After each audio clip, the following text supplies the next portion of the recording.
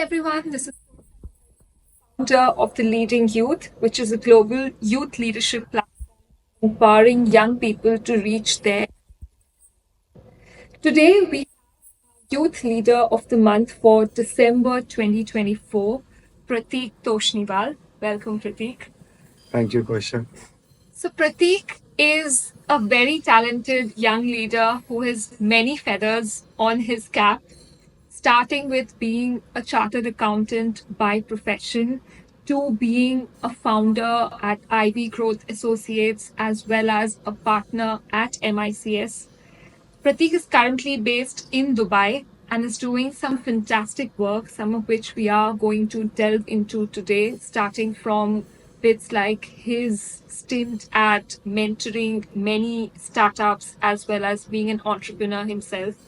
There's a lot of lessons to take away from his journey, which I'm very excited to delve into. So, without further ado, let's start with our masterclass for the month of December.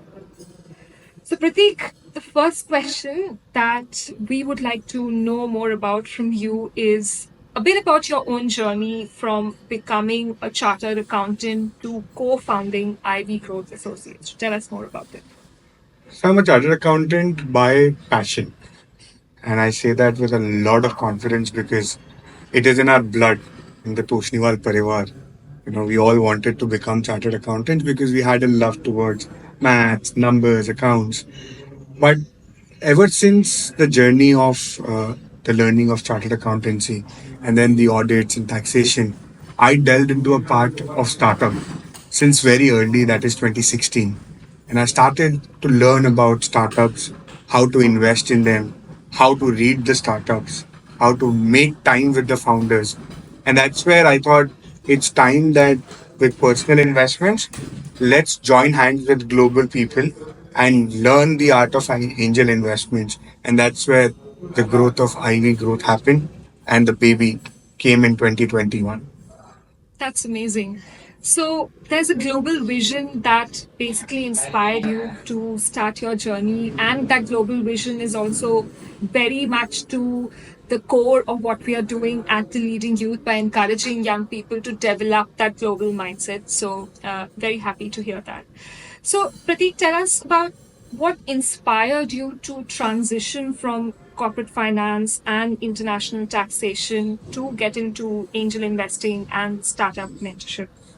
So the inspiration came from the base itself. When you talk about startups, building that community, it's the first thing is where your company is registered for a startup, whether it is equally good for all the founders and investors to invest in that company. The international taxation bit helped me in understanding which jurisdictions are good for startups to get registered. So it was a gradual shift. I understood, but at the same time, I was in India, right? So I had to delve the Indian government and the Indian laws and to make sure that my investments majorly were done only and only in India. That's where I thought when I started the journey of learning about startups, I thought the first thing to do is get into the mud, learn about startups, talk to the founders, and that's where it inspired me in 2016 to write my first check of 2.5 lakhs in that startup. And from that till today, it's been a fantastic journey. Amazing. That's so inspiring. And I'm sure it's going to resonate with a lot of young entrepreneurs who might be tuning into this conversation. So, maybe doing a bit of a deep dive now into entrepreneurship. What do you think are the qualities that you generally look for in startups before investing in them? So, startup is generally run by a founding team, right? So, how are the founders? Are they equally passionate about running? Are they equally ready to take the product to the next stage? Because when the startup is at the ideation level, the amount of confidence of those founders on the product is more important than the business that is going to build. So that is what matters at the start. Then, how are they progressing? Whether they are taking right steps toward navigating and making sure that they are going to the right product market fit. That's the second thing that we see. The third most critical is the price point. India is a very sensitive market. Product matters a lot. And the last is what is the ultimate vision, whether it is to list the company or say go for a merger and acquisition. So when we sit with the founders, these are the earlier questions that comes in. But after a stage, then the second or the third round happens. What matters is where the business is growing, whether there are cash flows sufficient enough to delve into that. So yeah, these are things that we learn in the journey of entrepreneurship with the startup founders, and that's then we take a decision to invest or not to invest. Fantastic. I hope all young entrepreneurs are taking in their notes while listening to this. So, can you share an example of a startup you have mentored that went on to achieve significant success and what made that journey stand out? So there are quite a few startups, specifically in edtech space, property tech space, and D2C space where I invested and always had mentored that founder. So founder Yash Mehta, who's the founder of Joy Spoon, he was with me in KPMG days. And when he came up to me and said that this is the brand that I want to build, he wanted to build a Mukhwas brand for India, right? And Mukhwas is very, very special for a few people, at least a few societal parts of India. So when he came with that idea, I sat with him. We have every Saturday we have calls to see where the progress is. We invested.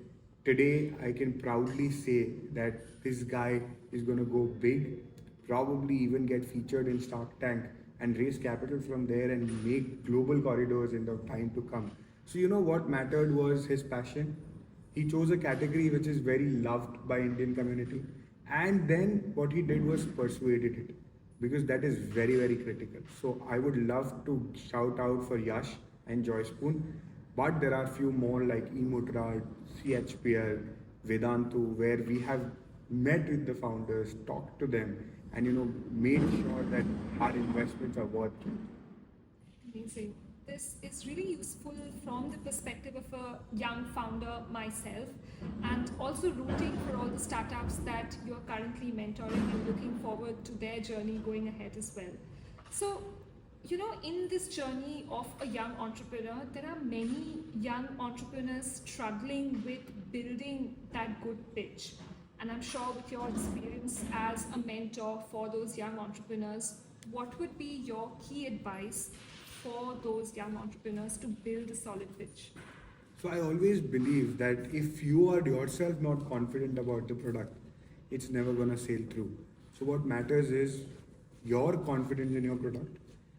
Give 5 minutes of your time to talk about that product every day with yourself first. That will improve your pitch. Second, make sure that you're not selling, you're knowledge sharing. That's the difference between a right pitch and a wrong pitch. If you're just selling the product, probably it will not go through well. But if you are sharing the right knowledge about the product, it will go through very well. So this is the second thing that we look in a pitch. The third is whether you have covered the entire journey of what you want to build, what is the market size, what are you wanting to do, and how much capital are you raising for what purpose. If all of these quantifies together and a founder is confident to build it, it is very, very important to note that this will be a right pitch.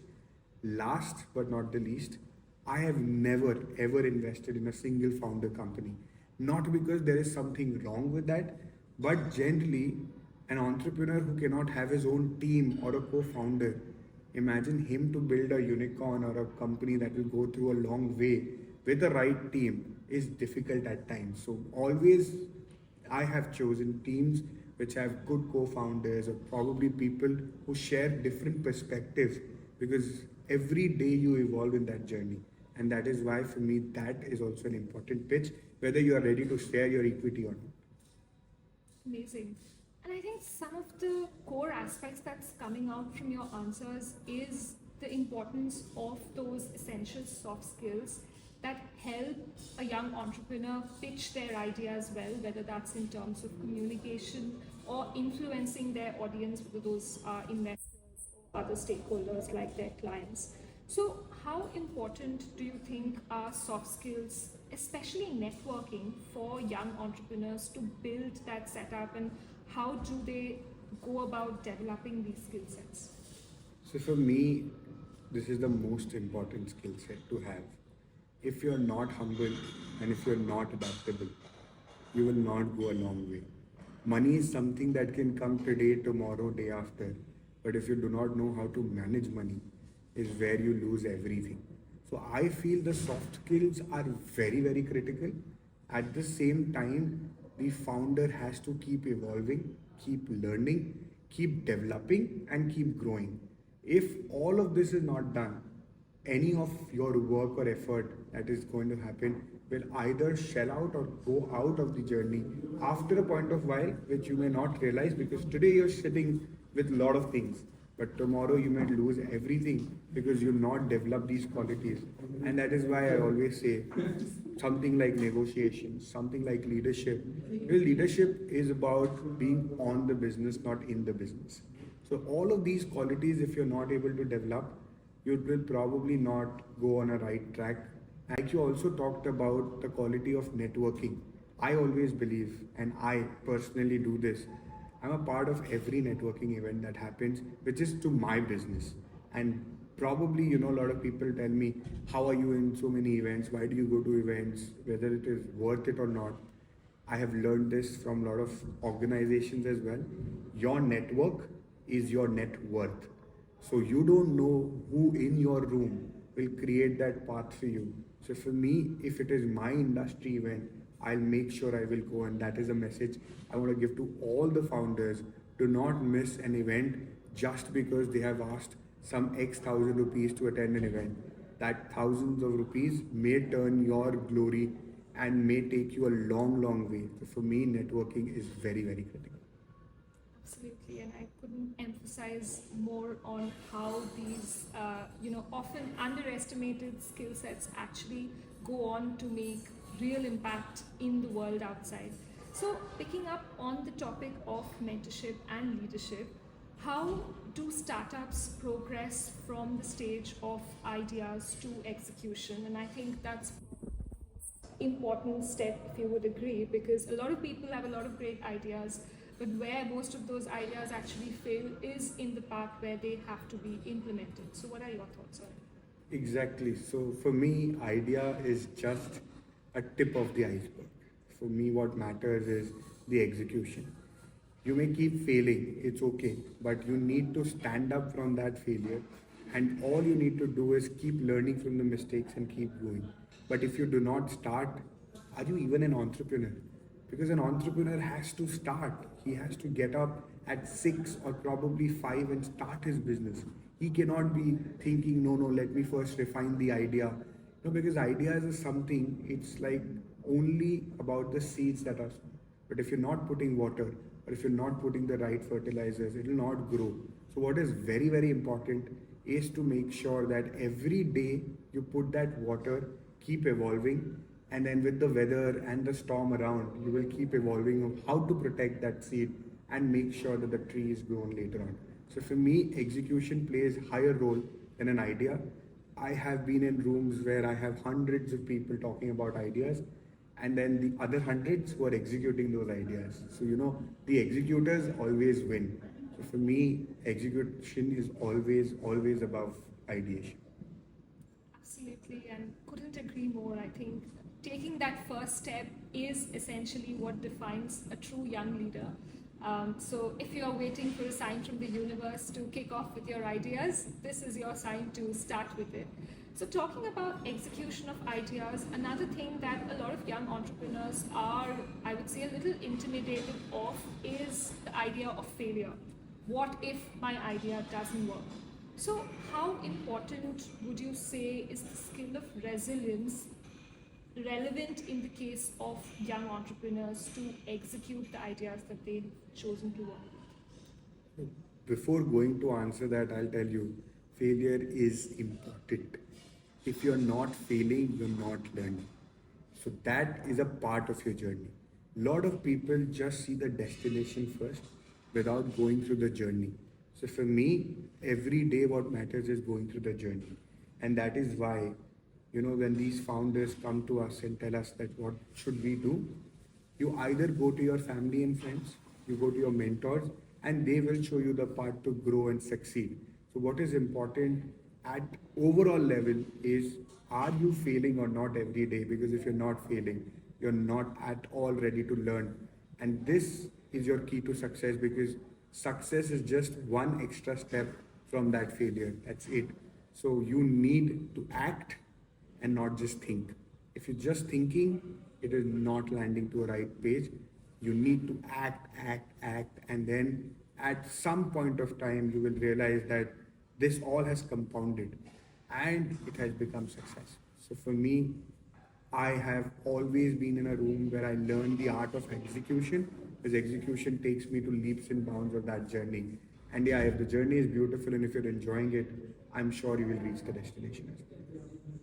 Absolutely. I'm all charged up with this conversation, and it's really so motivating to, learn from these insightful tips that Prateek is sharing with us. So, continuing on that theme of inspiring and, helping out aspiring young entrepreneurs, what do you think are the most common mistakes young entrepreneurs make, and how can they avoid them? See, the common mistakes, or probably the common, failures that people go through is chasing money. That's one thing that they feel that without money the business can't run. And I feel if you're doing the business right, your sales will make sure of the cash flows, right? So sometimes when the times are tough and money is not coming, focus on sales and not just on money. That's one. The second is art of giving up. Every day we feel that this vendor has said a no, or this client has just gone off. We feel that are we doing the right thing? So stop self-doubting and start thinking how that person who's left can give you right feedback so that the future becomes good, and not stop doing it completely. Third, and the most important for me, is whether you are in the direction of growing and learning every day. Because if all of you are just inside the business, right, doing everything yourself, you will never grow. You have to learn the art of delegation, build the team where the team is building a lot of things for you, and you're in the market getting all the other factors and elements for your business. So, how can young entrepreneurs build a strong team to start with and create a culture of collaboration in their startup? So you took, or probably said the right word. It's all about collaboration. If you always focus on competing, you will never be able to grow. You need to learn the art of collaboration first. Second most important thing is art of building a team. I'll be honest, I have built a lot of teams, and we are always in the crisis of hiring and firing. But at the same time, if you're not hiring right talent just because of some XYZ reasons, it's something that you should stop doing. Hiring the right talent is everyday job. And for that, you need to make sure that if you get a talent, it suits your business. And if the demand is just 10% or 15% extra, you should be ready to pay for it. Not just think, no, no, no, we'll get someone better. Because then the time and effort both is gone. And the days are very critical for being an entrepreneur. I have seen entrepreneurs losing crores of rupees just because of one decision that they delayed for 24 or 48 hours.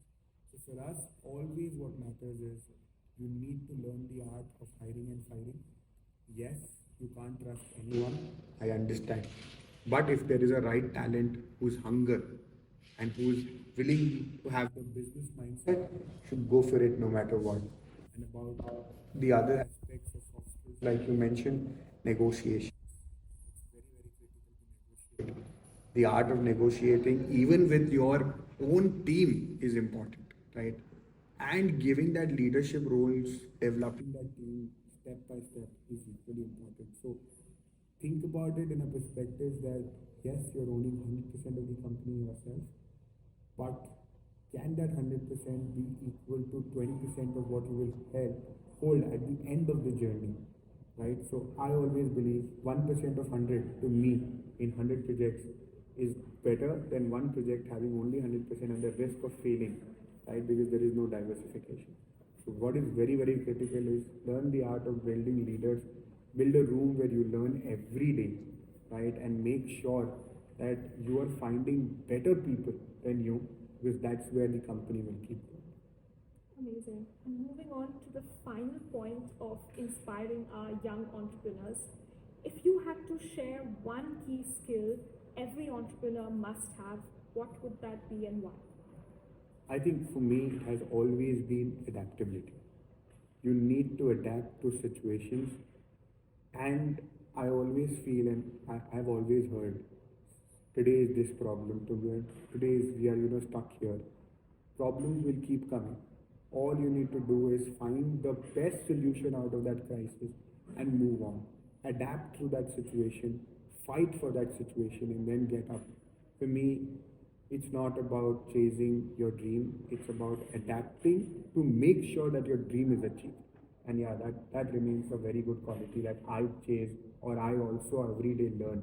Because for me, if adapting the situation is right, then more often or not, you will be at the right position. Fantastic. So with that, we're going to do a quick rapid fire round in 60 seconds. So this is going to be fun and very free flow.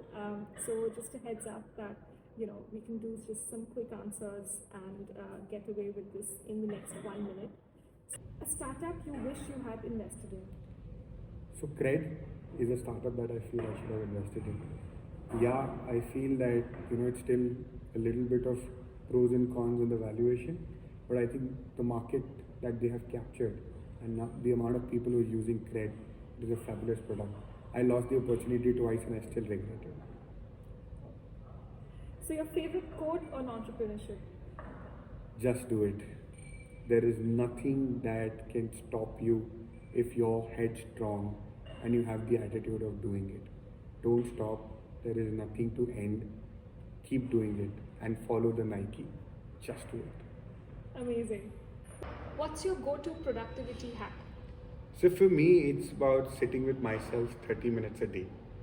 Because what matters at the end of the day is what have I learned today? What is that skill set that I learned through the room today and made sure that I am growing as a person? And I always tell people, spend some time with you every day so that your tomorrows are better organized and structured. Amazing. And what do you think fuels your creativity on a daily basis? I think there's something called as traveling and networking. These are two words people associate with me because I even if I get a good opportunity to go to US for an event, I will not shy away to go and learn from there because for me, learning is equal to earning. So if I'm not learning, I will never earn. So yeah, learning and traveling are probably the best fit. Amazing. So picking up on that theme of traveling, what is that dream destination on your list for your next adventure? Uh, I think I want to do Northern Lights. It's due, and probably the 34th birthday, it will be Northern Lights. Amazing. Having celebrated my 28th under the Northern Lights, I would definitely recommend doing that ASAP. So one last final question. Scuba diving or skydiving, which one taught you more about life? I think skydiving taught me more about life over scuba. Scuba was more about feeling the nature and being in the nature and enjoying the moment. For skydiving, there was a lot of adaptability steps that had to be taken because you jump, you need to open your arms, you need to pull off that the dive because the diver will help you open the balloon. Then you need to judge throughout the air. You need to stand still, enjoy the moment, see the environment, and then when you land, there is a technique again. If you don't land properly, you more often than not fell. You always end up losing your balance and then getting hurt. So for me, what was important was that dive because it taught me everything of my life in 60 minutes. So inspiring. It's definitely motivating me to head to my next skydiving adventure. With that, we wrap up our rapid fire round. I think that was a great rapid fire, so well done. We're going to close with one final closing reflection and something that personally motivates me a lot as the founder of the Leading Youth in building a community of young people globally. What's your vision for the next generation of young leaders and how can platforms like the Leading Youth contribute to that growth? So first of all, I would want to thank the platform Leading Youth and the founder Kosha, because you've been doing an amazing job. I think your team has been constantly thriving to build young leaders from globe, and this probably, if done right, can do wonders globally. So all the best to that journey, and thank you so much for inviting me here. But for the youth, everything that I said only sum up will be, make sure that you're exploring, make sure that you're learning, and make sure you're collaborating. Because if you're not doing all of this, probably you will end up in the masses, and there's only one step to take you from masses to classes. That's just do it. Fantastic. What a way to end this absolutely delightful and inspiring conversation. So thank you so much, Prateek, for your time, and congratulations once again for being the Youth Leader of the Month for December for the Leading Youth. Thank you so Thank you. much.